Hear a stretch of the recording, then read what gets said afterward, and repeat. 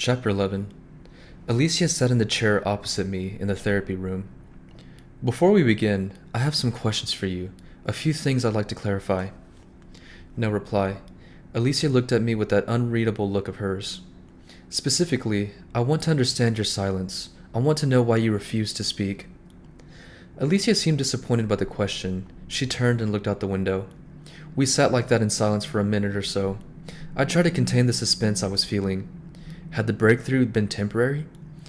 Would we now go on as before? I couldn't let that happen. Alicia, I know it's difficult, but once you start talking to me, you'll find it easier, I promise. No response. Try, please. Don't give up when you've made such progress. Keep going. Tell me. Tell me why you wouldn't speak. Alicia turned back and stared at me with a chilly gaze. She spoke in a low voice. Nothing. Nothing to say. I'm not sure I believe that. I think there was too much to say.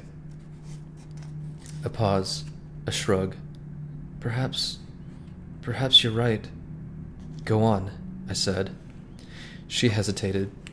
At first, when he was dead, I couldn't. I tried, but I couldn't talk. I opened my mouth, but no sound came out, like in a dream, where you try to scream, but can't. You were in a state of shock, but over the next few days you must have found your voice returning to you? By then, it seemed pointless. It was too late. Too late? To speak in your defense? Alicia held me in her gaze, a cryptic smile on her lips. She didn't speak. Tell me why you started talking again. You know the answer. Do I? Because of you. Me? I looked at her with surprise. Because you came here. And that made a difference? All the difference. It made all the difference. Alicia lowered her voice and stared at me, unblinking. I want you to understand what happened to me, what it felt like. It's important. You understand. I want to understand. That's why you gave me the diary, isn't it? Because you want me to understand. It seems to me the people who mattered most to you didn't believe your story about the man. Perhaps you're wondering if I believe you. You believe me? This was not a question, but a simple statement of fact. I nodded. Yes, I believe you. So why don't we start there? The last diary entry you wrote described the man breaking into the house. What happened then? Nothing. Nothing? She shook her head. It wasn't him. It wasn't? Then who was it?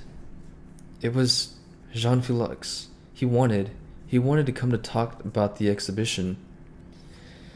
Judging by your diary, it doesn't seem you were in the right state of mind for visitors. Alicia acknowledged this with a shrug. Did he stay long? No, I asked him to leave. He didn't want to. He was upset. He shouted at me a bit, but he went after a while. And then? What happened after Jean-Felix left? Alicia shook her head. I don't want to talk about that. No? Not yet. Alicia's eyes looked into mine for a moment. Then they darted to the window, considering the darkening sky beyond the bars. Something in the way she was tilting her head was almost coquettish, and the beginning of a smile was forming at the corner of her mouth. She's enjoying this, I thought, having me in here with her power. What do you want to talk about? I asked. I don't know. Nothing. I just want to talk. So we talked. We talked about Lydia and Paul and about her mother and the summer she died. We talked about Alicia's childhood and mine. I told her about my father and growing up in that house. She seemed curious to know as much as possible about my past and what had shaped me and made me who I am. I remember thinking, there's no going back now.